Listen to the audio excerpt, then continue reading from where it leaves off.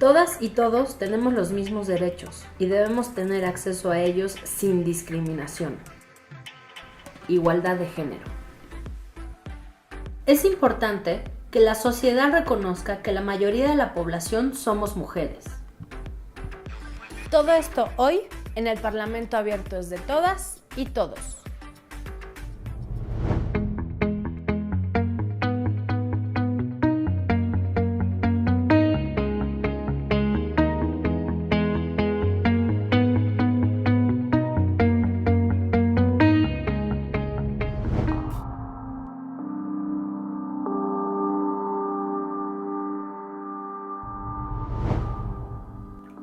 ¿Qué tal, banda? Hoy vamos a hablar de igualdad de género. Hasta hace muy poco, hablar de igualdad de derechos resultaba imposible, pues a las mujeres se nos consideraba naturalmente distintas o inferiores a los hombres. ¿Te imaginas? Estas ideas han generado movilizaciones en todo el mundo. Mujeres y hombres no quitamos el dedo del renglón y buscamos la igualdad de género en todos los sectores de la sociedad. Por ejemplo, el 21 de enero de 2017, cuando Donald Trump asumió la presidencia en Estados Unidos, millones de mujeres, hombres y personas de distintos géneros marcharon por ciudades principales de Estados Unidos y en otras de otros países para expresarse fuertemente a favor de los derechos de las mujeres y la diversidad sexual. Con una postura antiviolencia basada en el movimiento de derechos civiles, esta marcha se convirtió en la protesta coordinada más grande en la historia de Estados Unidos y una de las mayores en la historia mundial. Esta protesta comenzó con un post en Facebook.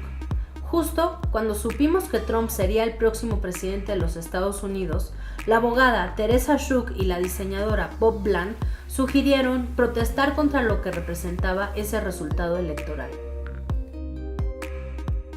La movilización tuvo un significado importante porque fue la expresión organizada del rechazo hacia un candidato y una agenda de gobierno que representa un sistema político, económico y social que favorece y perpetúa las desigualdades, la injusticia, la violencia y la discriminación. Fue además una muestra de la importancia de seguir exhibiendo el trato desigual y la violencia física, verbal, social, emocional, institucional que se ejerce principalmente hacia las mujeres.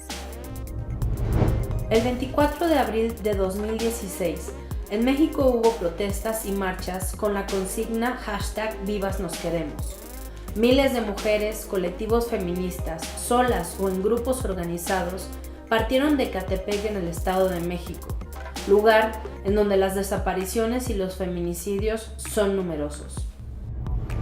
Si bien los detonadores inmediatos fueron casos específicos de violencia, acoso e injusticia, las marchas y protestas se organizaron en contra de la desigualdad y la violencia estructural, sistémica e histórica contra las mujeres en México. Ese día de abril, en varias ciudades, estados y municipios, las mujeres salieron a protestar. Las movilizaciones no son para menos, sobre todo si nos detenemos en el recuento de daños. En México, de enero de 2012 a junio de 2016, han sido asesinadas en forma violenta en todo el país 9.581 mujeres, pero solo 1.887 de esos crímenes han sido tipificados como feminicidio, que equivalen al 19%. Según la encuesta nacional sobre la dinámica de las relaciones en los hogares, el 66% de mujeres de 15 o más años han enfrentado algún episodio de violencia por parte de cualquier agresor por lo menos una vez en su vida. Mientras que casi el 44% de las mujeres ha sufrido violencia por su actual o anterior pareja. A estas cifras hay que sumar que el acceso a la justicia, incluyendo la posibilidad de denuncia, son más complicados para las mujeres y la revictimización es un problema constante. Comencemos reconociendo las desigualdades estructurales que privilegian a los hombres, sí, y lo vemos en el acceso a oportunidades, en el goce y ejercicio de derechos para unos y la discriminación para otras. Es importante que cuando hablemos de igualdad de género podamos reconocer las semejanzas entre todas y todos, pero que también podamos reconocer las desigualdades estructurales que se pueden agudizar por factores como la raza, la cultura, la etnia, los factores socioeconómicos, entre otros.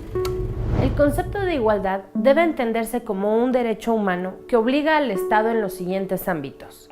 Primero, garantizar la no discriminación basada en el sexo, el género, la condición social. Segundo, adoptar acciones específicas y concretas para eliminar las situaciones de discriminación real. Y tercero, brindar un trato idéntico a hombres y mujeres, y a veces un trato diferenciado, que se conoce como acción afirmativa, es decir, actuar con la intención de reducir la desigualdad. Los movimientos feministas lograron incorporar explícitamente en la agenda internacional el reconocimiento de las desigualdades estructurales entre hombres y mujeres, que perpetúan la situación de pobreza, exclusión y desigualdad de oportunidades. Estos debates influenciaron la discusión al interior de organismos internacionales, como en Naciones Unidas, que en 1979 aprobó la Convención para la Eliminación de todas las formas de discriminación hacia las mujeres, conocida como CEDAW, y en 1995 la Declaración y Plataforma de Acción de Beijing. La CEDAW es el segundo instrumento internacional más ratificado por los Estados miembros de la ONU y ha sido aprobado por 188 países que se han comprometido por lograr la igualdad de género y el empoderamiento de las mujeres y las niñas. La Declaración y Plataforma de Acción de Beijing constituye un programa de acción para avanzar hacia la igualdad de género en ámbitos clave como la pobreza, educación, salud, violencia, los conflictos armados, la economía, el ejercicio del poder, el respeto de los derechos humanos, el medio ambiente, los medios de difusión y más. En México, Nicaragua, Perú y Uruguay se han adoptado leyes de equidad de género para promover la igualdad de derechos en todas las áreas de desarrollo.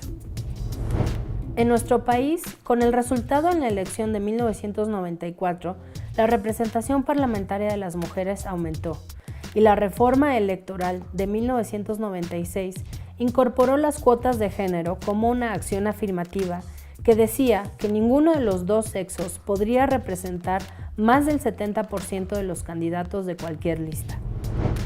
Después, se aprobarían las dos leyes más emblemáticas para la defensa de los derechos de las mujeres, la Ley General para la Igualdad entre Mujeres y Hombres y la Ley General de Acceso de las Mujeres a una Vida Libre de Violencia, lo que representa la formalización del compromiso del Estado mexicano por avanzar hacia la igualdad entre hombres y mujeres.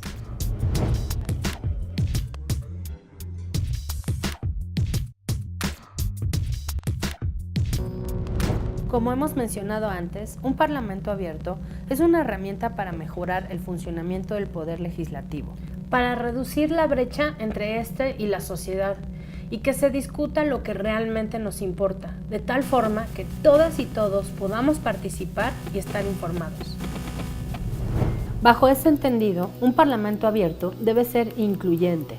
Sin embargo, para que la presencia de un grupo social o político influya realmente en las instituciones legislativas, debe tener una representación por lo menos del 30%. Esta nueva legislatura es la más paritaria en la historia, pues habrá 63 senadoras de 128 y 241 diputadas de 500. Es decir, que casi la mitad de los asientos en las cámaras se ocuparán por mujeres, con lo cual la representación política va adquiriendo más congruencia con la conformación de la sociedad mexicana. Sin embargo, esto todavía dista de ser ideal. Los grupos parlamentarios en ambas cámaras eligieron a diputados y senadores hombres como coordinadores parlamentarios, con la excepción del Partido Encuentro Social en el Senado. Esto significa que en la Junta de Coordinación Política del Senado habrá solo una mujer. En la Junta de Coordinación Política de la Cámara de Diputados serán solo hombres.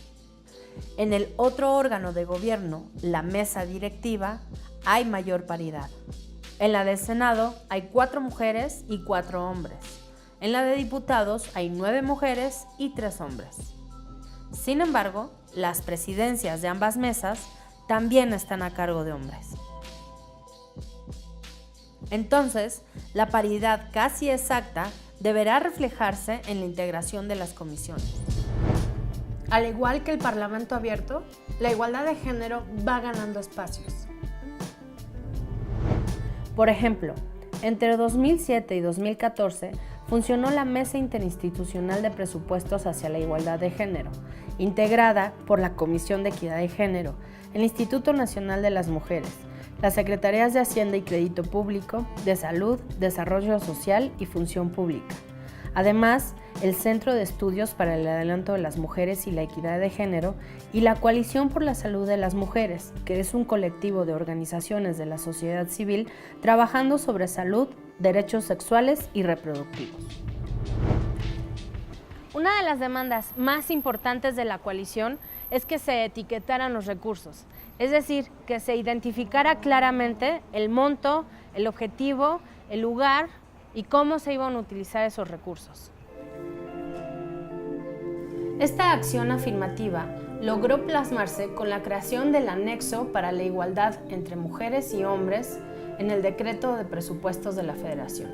Este ejemplo nos habla de resultados favorables y concretos para avanzar en la igualdad entre mujeres y hombres y se expresa a través de la asignación del presupuesto de forma más equitativa. Por eso importa que las prácticas parlamentarias sean abiertas, es decir, transparentes, incluyentes y plurales. Otro punto a destacar es la instauración de la Unidad de Igualdad de Género en el Congreso de Guerrero, primera de su tipo en un congreso local. Esta unidad es producto de la colaboración entre el movimiento feminista y las tomadoras de decisión. Es claro que las acciones colectivas de estas legisladoras en esos espacios generan poderes legislativos más abiertos.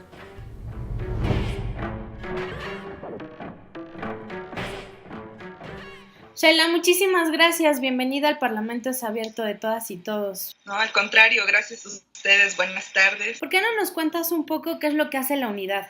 La Unidad para la Igualdad de Género es un espacio como parte de los mecanismos para el adelanto de las mujeres, con la idea de que al interior de los congresos podamos tener instancias que puedan apoyar a institucionalizar la perspectiva de género, ¿no? Y empezar a introducir los temas al interior de casa, digamos, ¿no? ¿Por qué consideras que es importante transversalizar la perspectiva de género en el trabajo legislativo? Bueno, principalmente, digamos que la unidad de género, ese es su objetivo principal, trabajar al interior de la institución, es decir, en estas rutinas, ¿no?, que se generan al interior de las instituciones, empezar a llegar al corazón de esas instituciones, al alma, que son las personas que están interactuando con la gente e incluso, ¿no?, haciendo leyes, reglamentos, ¿no? Y desde tu perspectiva, ¿cuál crees que sería la mejor forma de vincular la transparencia, la participación ciudadana con la perspectiva de género? ¿Cómo se vincula con la transparencia? Pues tiene que ver con todos los indicadores del Parlamento abierto, ¿no? Y si les incorporamos la perspectiva de género, pues bueno, yo creo que eso es muy importante, ¿no? Empezar a saber qué hace una comisión para la igualdad de género, claro, cuál es la agenda legislativa de género, ¿no? Cuáles son las, digamos que todo el trabajo que hace las comisiones y en particular pues la Comisión para la Igualdad de Género, ¿no? ¿Cuáles consideras que han sido los avances que se han logrado desde que la unidad existe? Y empezamos a realizar un trabajo sobre todo de introducción a los conceptos básicos de género, ¿no? Encontramos que tenemos personal que todavía tiene ciertas resistencias, ¿no? A los temas de género, a los temas de derechos humanos, y entonces estamos en ese reto. Estamos apenas iniciando un proceso, aunque ya presentamos una propuesta de trabajo, estamos en ese proceso de ir incorporando un tema muy delicado, que es el hostigamiento y acoso sexual, por tanto laboral. Estamos metiendo ese tema con muchas resistencias también. Te agradecemos muchísimo y ojalá y podamos coincidir en otro momento para ver cómo van intercalando la perspectiva de género y el Parlamento abierto. Muchísimas gracias, éxito. Bye. Hasta luego. Hasta luego. No esperé la cooperación de mis colegas médicos, pero tampoco pensé causar semejante escándalo. Se ha empobrecido incalculablemente la literatura con las puertas que le han sido cerradas a las mujeres. El feminismo es una forma de vivir individualmente y de luchar colectivamente. No deseo que las mujeres tengan poder sobre los hombres, sino sobre ellas mismas. Hermilia Galindo, primera mujer congresista federal en México en 1952, quien vio cómo un año más tarde se modificaba el artículo 34 de la Constitución para permitir el tan reivindicado voto de las mujeres. Aún nos queda mucho por hacer. Hacen falta más espacios de decisión para mujeres y personas de la diversidad sexual, para que todas y todos podamos participar y estar representadas en igualdad de condiciones. Nos vemos la próxima vez y sigue nuestras redes sociales.